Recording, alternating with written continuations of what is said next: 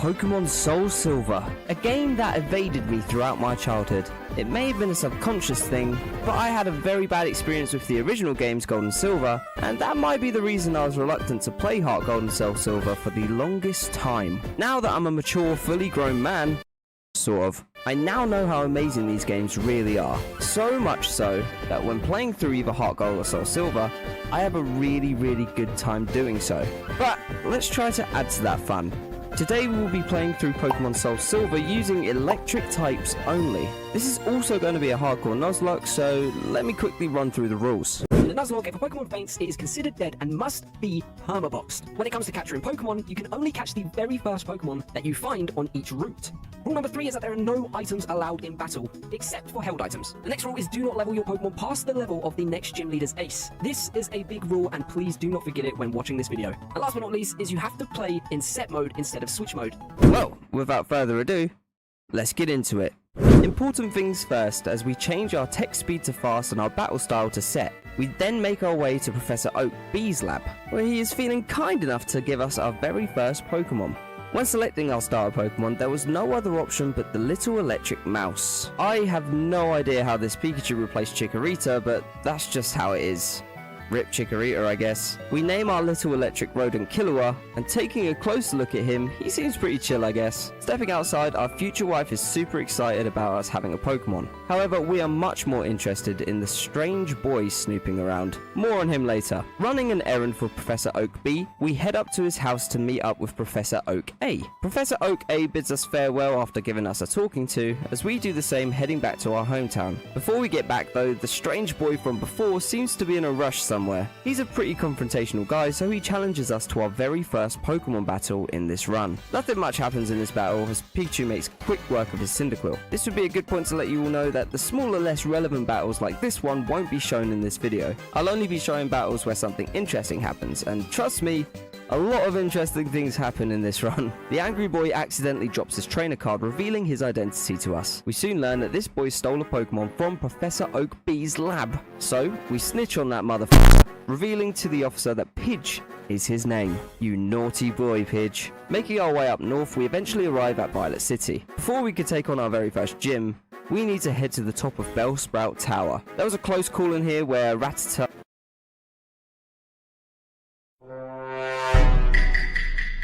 brought Killua down to 4 HP, but nothing else too crazy. We reach the top where Pidge is being a nuisance again, bullying old men. What a scoundrel. We then battle the last old man in the tower, where again, nothing major happens. Finally, it was time to take on the first gym leader in this challenge. Faulkner. Faulkner leads with Pidgey, and we obviously lead with our only Pokemon at the time, Pikachu. A Thundershock takes Pidgey down to the yellow as it retaliates with a tackle, which doesn't do a whole lot. Thanks to Killua's static ability, Pidgey is paralyzed and goes down the next turn to one more Thundershock. Next is Faulkner's infamous illegal Pidgeotto. Killua starts off with a Thundershock, which does a considerable amount of damage. Killua is then met with a tackle, which also does a respectable amount of damage. We go again with another Thundershock, bringing Pidgeotto into the red, but it then decided to roost. Much of the same for the next couple of turns, until eventually the Pidgeotto accepts defeat and goes down to one more Thundershock. Gym number 1, done. This will 100% be the easiest gym for us to take on throughout this whole run, so it was time to prepare myself. Heading south of Violet City, we pick up a little Mareep from the grass. Having another Pokemon to pivot and make different decisions will be amazing for the rest of this run. With Mareep caught, we name him Denki. Let me know in the comments if you get the name theme for this attempt. Onwards down south of Violet City, where again nothing much actually happens. Until it did. You see, running into hikers who predominantly use rock/ground types isn't the best idea when using a team of only electric types. With Denki only having moves that Onix resists, he wasn't going to be much use here. Onix goes for a Harden, increasing its defense. We switch out into Killua to see how much damage we could do with resisted quick attacks. The Onix continues to harden and screech Killua down, to then absolutely demolish Killua with a crit rock throw. There was no way that Denki was going to survive in front of this Onix, and goes down very quickly to 2 more rock throws. And so, attempt number 1 comes to an end. Back to square one. I'm obviously not going to bore you with all the start game stuff, so let's fast forward to Violet City. Before we head into Bellsprout Tower, we pick up the Mareep. I should have done this in the first attempt, but hindsight is always 20/20. Also, Mareep nearly ended attempt number 2 here, so yeah, thanks Mareep. Bellsprout Tower left us with no casualties, and it was time for Faulkner once again. This time around, Marie cleans up shop, taking Pidgey down in one hit, as well as taking down the illegal Pidgeotto with 2 Thundershocks. Easy wins. Please ignore the cringe top right. It was time to head south of Violet City once again. This time I will be extra cautious when travelling through the cave. Using some stealth tactics, we managed to stay clear of both these hiker trainers in the cave. Humongous W's. And eventually, we make it out unscathed. Mareep evolves into Flappy, and we are nearly ready for gym number 2. Before that though, we have an evil organisation to screw over. Team Rocket seem to be harbouring Slowpoke for their tails, and we cannot stand for that. We make our way down Slowpoke Well, and are met by one of Team Rocket's executives, Proton. Fortunately, he wasn't anything near a hassle for us, and gets destroyed by Gon the Flaffy. With Team Rocket out of the way, it's time for gym number 2. The leader of this gym is Bugsy, who specialises in bug-type Pokemon, believe it or not. This is absolutely fine for us, and one of his Pokemon is both bug-type and flying-type. I am of course talking about his ace, Scyther. But with that, let's get into the battle. Bugsy leads with his ace Scyther as we lead with Mikasa the Pikachu. Scyther moves first and hits Mikasa with a U-turn, which does insane damage, bringing her down to only 1 HP. Metapod comes out next and is hit with a decent Thundershock. However, Mikasa is in a very dangerous situation here. So we decide to swap into Gon. We take Metapod down to at least 1 HP, but fortunately, we get the paralysis off. Bugsy is obviously not partaking in the Harcore Nuzlocke rules, and uses a super potion on his Metapod, bringing it back to full health. This was all for nothing, as Gon takes the Metapod out with 2 more Thundershocks. 1 down, 2 to go. The pesky Scyther comes back out and starts off with a Leer on Gon. We then go for a Thunder Wave in return. This will hopefully help us outspeed and maybe even get a full paralysis on some turns. The Thundershock from Gon does very little damage to Scyther, as it then goes for another Leer. Our defense is so low right now, and we are in big trouble. Gon brings Scyther down to the yellow, but the scummy Scyther is holding a Citrus Berry, bringing it back to 2/3 of its health. After the berry pops, Gon gets hit with a U-turn and is obliterated by it. With Gon dead, we only have Mikasa left, who is actually hanging on for dear life with 1 HP. We have to send Mikasa out against Faulkner's Kakuna. Mikasa hits a Thundershock, but is then taken down by a Poison Sting from the Kakuna. Another attempt ruined. Again, back to square one. I decided at this point that the challenge was going to be next to impossible without a little more firepower. And by firepower, I mean completely getting rid of Pikachu. Miraculously, Pikachu is no longer an option in Professor Oak B's lab. Instead, a Magnemite is available to take. That sounds like a good trade-off to me. We take Magnemite and name it Maggie. Super original name. I won't bore you with any of the stuff that we've previously seen, but just know that everything before Bugsy is extremely easy. Bar those pesky hikers, of course. We make it back to Bugsy's gym with Maggie the Magnemite and Jessie the Flaffy. Let's get it. We lead with the Magnemite and fire off a bunch of metal sounds at Scyther.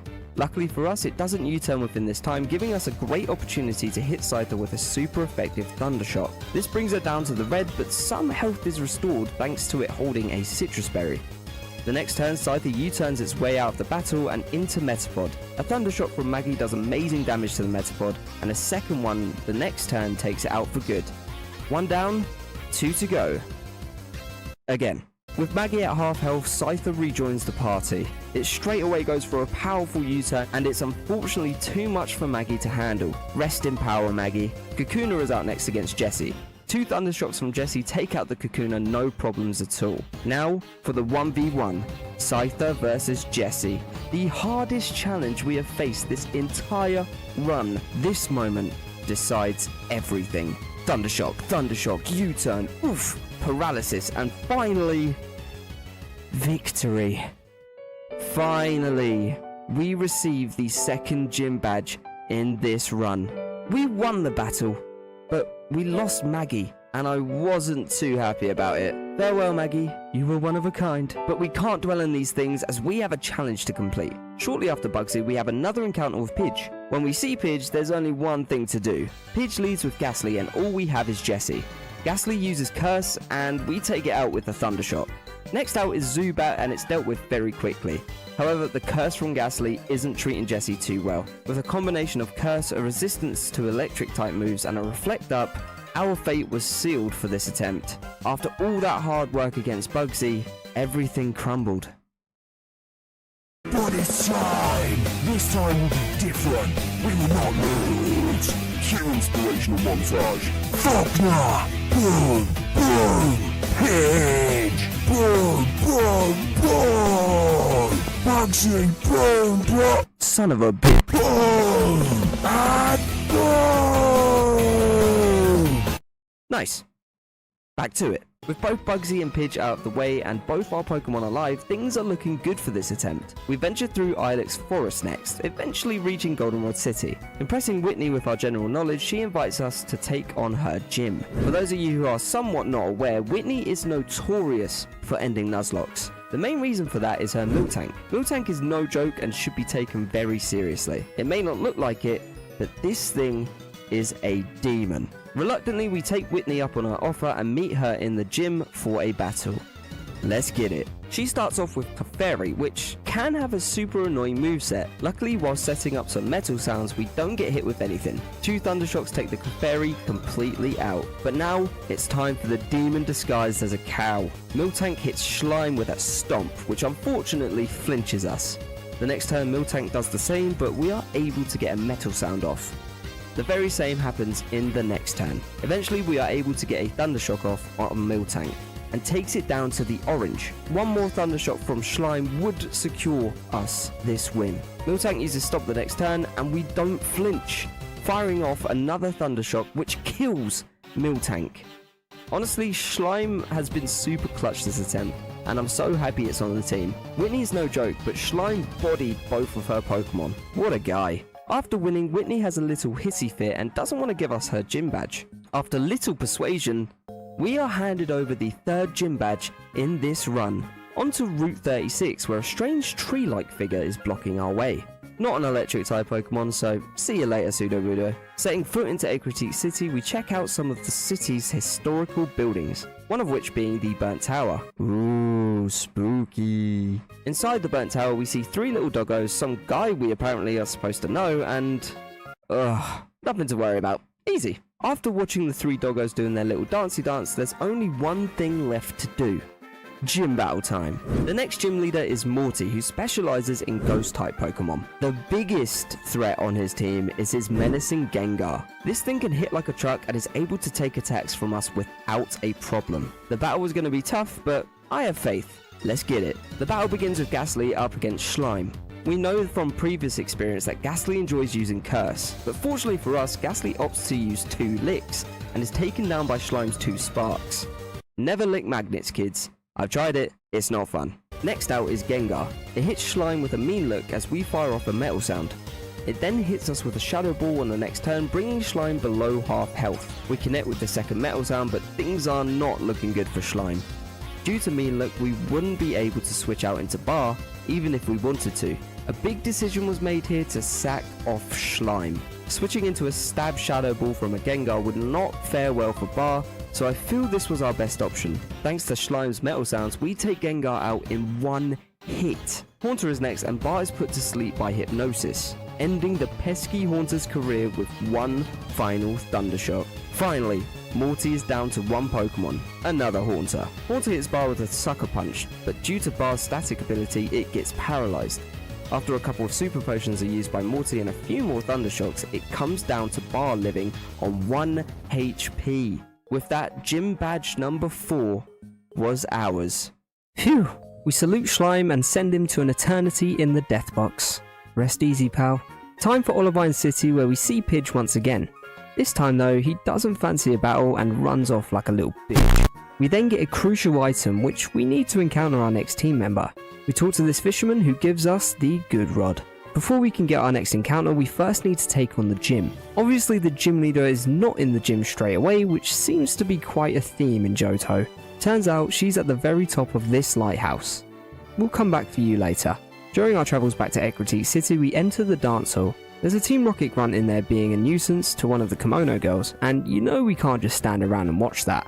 After we pummel the Team Rocket grunt, we are given the useful TM of Surf. After getting Surf, we rush back to Route 40 to get our next encounter. Of course, I am talking about Chin Chow. Little did I know that Chow the Chin Chow was going to become the MVP of this team. We actually got quite lucky considering we only had one lower ball. I would have been super annoyed if we failed this encounter due to my own stupidity. But Chow is caught and we touch down in Cinnawood. We grab the medicine that Jasmine's Ampharos needs and also have Chin Chow evolve into the majestic Lantern. Whilst in Cyanwood, I thought it would be a good idea to pay its gym leader a visit. Time to battle Chuck. Chuck leads with Primeape as we lead with Chow. Primeape starts off the battle with a double team as we go for a stockpile, raising our defense. Primeape is getting pumped as we continue to buff our defense. Primeape lands a power-up punch, but thankfully we tank the hit.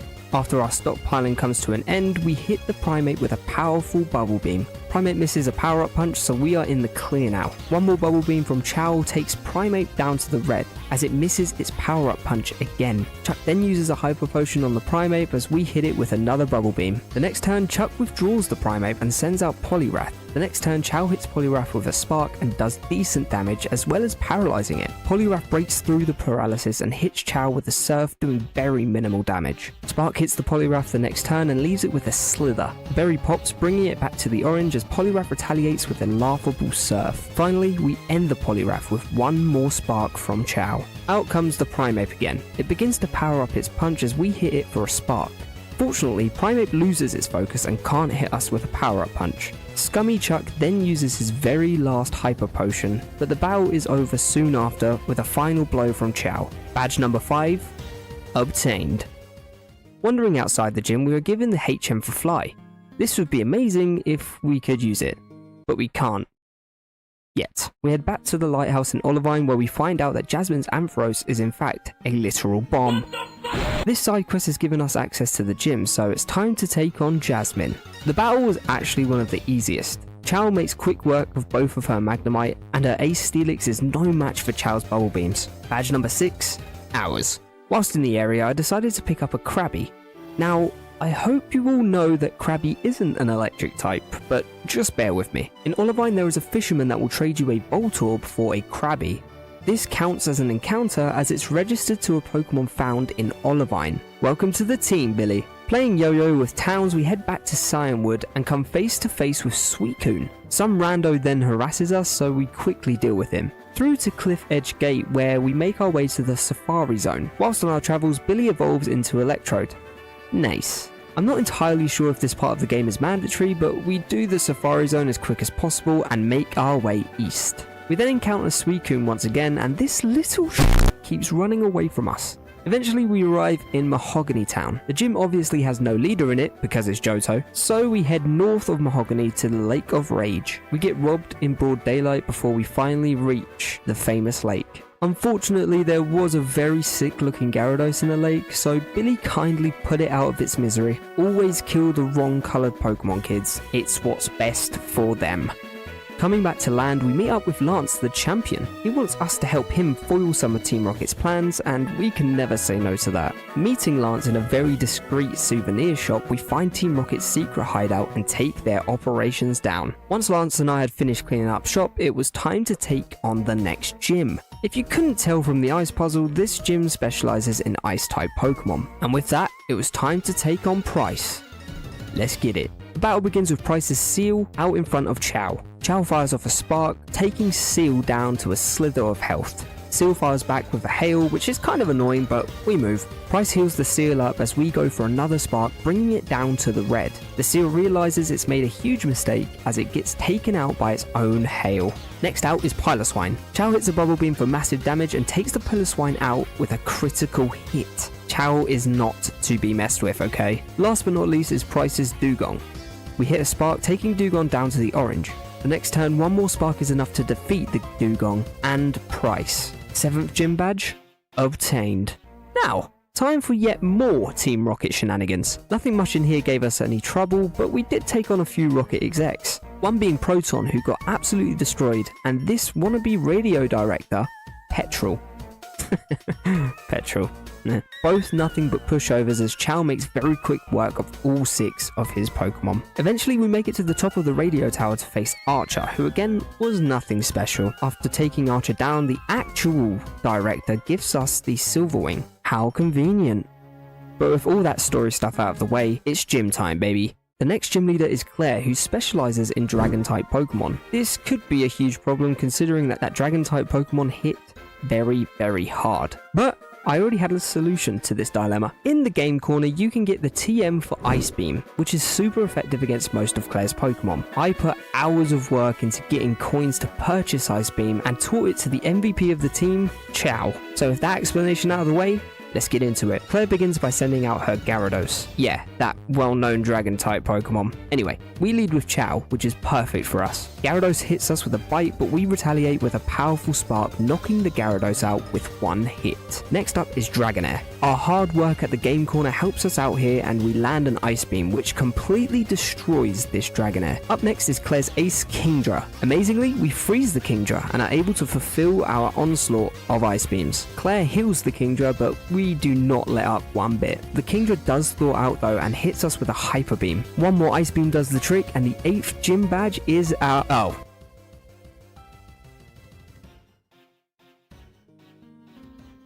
Turns out Clair is a little crybaby and wants us to seek validation from the Dragon Master or something. So because we need that gym badge, we make our way to the Dragon's Den. He asks us a bunch of questions and he seems to want to invest in whatever business venture we are currently talking about. In the end, Clair hands over the 8th gym badge. Easy. Professor Oakbee gave us a call after and asked us to meet him in his lab. This kind man hands us the Master Ball. Man, Professor Oakbee is so kind. Flying to Ecruteak City again, we meet Pidge running out of the Kimono Girls dance hall. Turns out these girls want to test our skills and challenge us to some Pokemon battles. These Kimono Girls only use evolutions, so there really wasn't many issues during these battles. Next on our to-do list was the Whirl Islands. I won't lie to you, I did not want to waste time finding a Pokemon and teaching it Flash, so I looked up a tutorial of the caves. I have no shame, fight me. Once we make it to where the Kimono Girls are, they do a little ritual dance summoning none other than the GOAT, Lugia. Sadly for us, Lugia isn't an electric type, so you know what we had to do. Now, time to get busy. Seeing as there is one more encounter we can get before Victory Road, I decide to take the opportunity to find it. That encounter is Raikou. Oh my god, this guy's so bad. He's using a legendary on his team. It's cheap, I know, but it is what it is. We catch Raikou in the Master Ball that we received from Professor Oakbee and name it Zap. Victory Road caused us no problems, however there was a battle at the very end of it that I completely forgot about. Of course, it's against Pidge. Pidge leads with his Sneasel as we lead with Chow. Chow easily takes care of the Sneasel with 2 surfs. Next out is Meganium. Even with Chow having a weakness to grass type moves, I decide to risk it and go for 2 Ice Beams, taking down the stinky Meganium. Third out for Pidge is his very own electric type, Magneton. It takes Magneton down with 2 surfs. Haunter out next and is easily dealt with, being hit with a critical hit discharge. Pidge then sends out Kadabra, which is completely demolished by 2 surfs from Chow. And last but not least is Golbat. Thanks to a confusing Chow, things could have gone a lot worse, but we break through and take it down with 2 Ice Beams. Well, Pidge, that was embarrassing to say the least. And finally, the moment we have all been waiting for. We approach the doors to glory. Can we beat Pokemon Soul Silver using only electric types? Let's find out. The first Elite Four member is Will. Will specializes in Psychic-type Pokemon. With a team consisting of 2 Zartus, Jinx, Executor, and a Slowbro, this shouldn't be too much of a hassle. Let's get it. Will leads with his first Zartu, as we lead with Zap. Zartu is hit straight away with a stab super effective Thunderbolt from Zap, and we should all know the outcome of that. Next out is Jinx. Zap obviously outspeeds and hits Jinx with a super effective Crunch, taking it down to the red. Fortunately, Jinx misses its lovely kiss. Kind of a good thing, Zap, you're lucky. The next turn, Will uses a full restore on the Jinx, bringing it back to full health. However, another Crunch gets a high roll from Zap, taking Jinx out the very same turn. Next out is Executor. which is swiftly taken down to the orange with a crunch from Zap. Annoyingly, the Executor then sets up a reflect, meaning our crunches will do far less damage to Will's team now. Nonetheless, we decide to go for another crunch on Executor, which does a whole lot less than before. Zap is then hit with a Psychic, which does a respectable amount of damage. We decide to stick with Zap and go for another crunch. The Executor lives with just a slither of HP and puts Zap to sleep with a Hypnosis. With that, we decide to switch into Chow as it is hit with a Psychic on the switch. Thankfully, Chow takes the Executor out with an Ice Beam on the very next turn. Out comes the Slowbro, which unfortunately for Will is part Water type. 2 turns of Thunderbolt is enough to take Slowbro down. Will's final Pokemon is the other Xatu. It leads with a Confuse Ray annoyingly, which then makes Chow hit himself in confusion. The next turn Xatu goes for a Psychic, but luckily we have a Citrus Berry to bring our HP back to the green. Chow lands a Thunderbolt in the same turn, taking down Will's final Pokemon. 1 Elite Four member down, 3 to go. Now, for Koga. Koga specializes in Poison type Pokemon. His team consists of Ariados, Venomoth, Muck, Crobat, and... Wait, what the yeah, a Fortress for some reason, go figure. But let's get into the battle. Koga leads with his Ariados, as we lead with Bar the Ampharos. Bar fires off a Thunderbolt, taking Ariados down to the red. Ariados retaliates with a Spiderweb, meaning Bar can no longer escape from battle. Koga then uses a full restore on the Ariados as we go for another Thunderbolt, taking Ariados back down to where it was before. One more Thunderbolt from Bar is enough to take the Ariados out for good. Next out is my personal favourite Poison type, Fortress. Going for a Protect on the first turn, we outspeed on the second, paralysing the Fortress with a Thunder Wave. Fortress then sends out some Toxic Spikes. The next turn, Bar hits Fortress with a Thunderbolt, which does huge damage. The Fortress is fully paralysed on this turn, meaning we can easily take it out on the next with one more Thunderbolt. Out next is Muck. A Thunderbolt from Bar takes it into the orange, as the Muck then goes for a Minimize. Uh-oh. The following turn, Bar lands a Thunder Wave on the Muck as it goes for a Gunk Shot, which does crazy amounts of damage to Bar. Feeling like we could lose Bar if we stay in, I decide to swap into Chow. Fortunately, Muck misses the Gunk Shot on the switch, but we do get poisoned from the Toxic Spikes. Chow connects with a Surf on the following turn, but Muck hits back with another Gunk Shot, which again does a massive amount. Taking a risk, we use Surf and manage to connect. However, the Muck barely holds on with a Slither. We get super lucky that Muck is fully paralysed in the same turn though. With Chow on only 39 HP, I had to switch to ensure he doesn't die. We switch into Billy, who takes a Gunk Shot straight away. Thanks to our berry, we gain some HP back, but the Toxic Spikes have really done us dirty here. In the end, Billy ends the Muck with a Thunderbolt. Wow, this is getting shaky. Next was Koga's Crobat. Knowing that we outspeed, we got off a Stab super effective Thunderbolt on the Crobat, taking it down to the red. A Citrus Berry pops for the Crobat, gaining back some of his HP. Knowing that Billy could go down if we miss a move, we switch into Zap, who takes a Poison Fang very well. The double team from the Crobat proves troublesome as we miss the Thunderbolt. Eventually we land a Thunderbolt, taking out the Crobat. Last to join the party is Venomoth. Zap kicks things off with a Thunderbolt, which brings Venomoth down to the red. It hits Zap with a Psychic, doing very little damage. Thanks to the poison, we are very close to losing Zap. It was then that I made the huge decision to sack off Billy the Electrode. Billy comes out as Koga uses a full restore on the Venomoth. A Valiant Thunderbolt from Billy does great damage, but he is then taken down with a Psychic. Rest easy, my round boy. The team is in a very bad state, but we send out Bar to deal with the murderous Venomoth. Bar is hit with a Psychic, but it then is able to finish the Venomoth off with a Thunderbolt. 2 down, 2 to go. Rip Billy. Next up is Bruno, who specializes in fighting type Pokemon, with a team consisting of Hitmontop, Hitmonlee, Hitmonchan, Machamp, and Onyx. Okay, seriously, what the fuck is up with this Elite Four?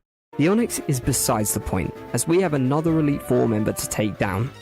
Let's get it. Bruno leads with the Hitmontop as we lead with Zap. We start off with a Reflect, has some very heavy hitters. Luckily, the Hitmontop goes for a counter, meaning no damage was dealt to us in this turn. In the next turn, Zap lands a Thunderbolt, which does great damage, as Hitmontop goes for yet another counter. One more Thunderbolt on the next turn is enough to take out the Hitmontop. Next out is the Imposter Fighting type, Onyx. We decide to swap out into Chow, who takes an Earthquake like a champ. A Stab quad effective Surf is more than enough to take down the Onyx. Out comes the biggest threat on Bruno's team, Machamp. We swap Chow out for Zap, as the Machamp goes for a powerful cross drop. This takes Zap down to below half health, but some HP is restored thanks to the citrus berry. Zap sets up another reflect as the matchup cross-chops once again, this time dealing much less damage than before thanks to the reflect. Zap fires off a thunderbolt and is met with a crushing critical hit reversal from the Machamp. That one hurts. As our Lord and Saviour Flygon HG always says, play around the crit, guys. Chow comes out next to avenge Zap's death by hitting Machamp with a Thunderbolt. Machamp uses revenge again, but we are fortunate enough that it doesn't crit this time. Machamp hits Chow with a cross chop, but it isn't enough to take Chow down. A few more turns of back and forth between the two results in Machamp going down whilst Chow lives on 28 HP. Things are looking pretty bleak now. Hitmonlee is out next as we switch Chow out for Bar. Bar joins the battle by getting hit with an insanely powerful high jump kick. Thanks to Bar's static ability, Hitmonlee gets paralyzed on the very same turn. In the next turn, Bar hits a Thunderbolt as Hitmonlee stupidly goes for a focus energy. God, I love AI sometimes. Hitmonlee goes down and now it's time for Bruno's very last Pokemon. The Lord Arceus must have been watching over us as Bar connects with a critical hit Thundershock, taking the Hitmonchan out in one hit. Wow. With that, there was only one of the Elite Four members to take on. Karen. No, not those ladies you see everywhere on the internet complaining about the stupidest of things, but this Karen. Karen specializes in... well, let me just show you. Her team consists of Dumbreon, Murkrow, Houndoom. So at this point you're probably thinking, hey, it's a Dark-type team, right? No, a Gengar and a Vileplume. Who the hell let this happen? But with all that, let's take on the final Elite Four member. Karen starts with her Dumbreon as we kick things off with Bar. Bar fires off a Signal Beam, which brings Dumbreon just below half of its HP. It comes back with a Feint Attack, which doesn't do a lot. Another Signal Beam from Bar leaves Dumbreon in the red. It then fires off back a Confuse Ray at Bar, which is never fun. Karen uses a full restore on Dumbreon before Bar claps back with another Signal Beam. Snapping out confusion, Bar hits another Signal Beam, bringing Dumbreon to the red once again. A double team makes Bar's life that little bit more annoying, but eventually it takes down Karen's Dumbreon with a Signal Beam. Out next is Gengar, who goes for a Spite on Bar. With that, we land a Thunderbolt, which does massive damage to the Gengar. The next turn is the very same, and Gengar then goes down. Slightly lucky with the AI, but we will take it. Out comes the Houndoom. The best thing for us to do at this point was to switch to Chow as we anticipate a Fire-type move. However, the Houndoom does actually go for a nasty plot. The next turn is the same as the Houndoom once again raising its special attack stat with a nasty plot. Chow hits a Surf, but it isn't quite enough to kill the Houndoom. Houndoom hits a very powerful Dark Pulse on the next turn, but Chow is able to take it and finish off the Houndoom with one more Surf. That could have been worse and was very scary. Onto the Dark-type Pokemon everyone knows and loves, Vileplume. Knowing a Petal Dance would 100% kill Chow, we decide to swap into Bar. Vileplume connects with the Petal Dance and it does a good chunk to Bar. Once again, Bar's static ability comes in clutch and paralyzes the Vileplume. Bar fires off another Signal Beam. She is then hit with another Petal Dance, taking it down to 61 HP. The next turn, Bar connects with a Signal Beam and the Vileplume gets fully paralyzed. One more Signal Beam is enough to kill the Vileplume. Karen's last Pokemon is Murkrow. Fortunately for us, Murkrow is weak to electric type moves, but it can still hit hard. Murkrow starts off by hitting Bar with a very powerful Feint Attack. Bar then returns by hitting a Thunderbolt, ending the Murkrow with one hit. And with that, all of the Elite Four members have been taken down by our little electric type team. Now, there was only one challenge left. The champion, Lance. Lance is a Dragon type specialist. However, we have discovered the word specialist must have a different definition in Johto. Lance's team consists of a Dragonite, a Dragonite, a Dragonite. Don't worry, your computer isn't glitching. This man just really likes his Dragonites. Charizard, Gyarados, and an Aerodactyl? Whatever, I don't care anymore. But with that, let's see if we can complete this challenge. Lance leads with his Gyarados as we lead with Chow. Not being the best matchup for the Water Electric Dragon, Chow is able to destroy Gyarados with a single Thunderbolt. Out next is one of the three Dragonites. Chow starts off with an Ice Beam, which takes the Dragonite down to the red. The Dragonite then uses a Safeguard. Another Ice Beam from Chow is enough to take down the very first Dragonite on this team. Dragonite number 2 is out next as it graciously goes for a Thunder Wave. Volt Absorb is such a clutch ability right now. Chow is able to hit the Dragonite with a free Ice Beam this turn, taking the second Dragonite out without a scratch. Time for the very last Dragonite. It connects straight away with the Dragon Rush, doing an insane amount of damage to Chow. We then hit the Dragonite with an Ice Beam and are able to finish off the last of the Dragonites. Chow, I love you. Charizard is now on the field against Chow. Charizard outspeeds and hits Chow with a Dragon Claw, taking Chow down to 43 HP. Chow comes back with a Surf, bringing the Charizard down to the orange. Knowing that both Charizard and Aerodactyl will outspeed Bar, we couldn't risk having both of our Pokemon on low HP. And so, the decision was made to let Chow go down so that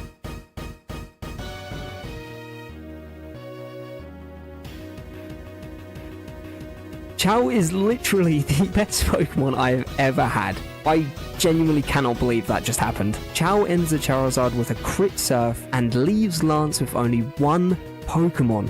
And now, for the Aerodactyl. This time Chow has to sadly go down for us, so that we have a chance of winning this challenge. Aerodactyl lands a Rock Slide and takes Chow out. Rest in power, you beautiful thing. Bar on full HP is out next. Aerodactyl goes for a Rock Slide on Bar but misses. Bar lands a Thunderbolt.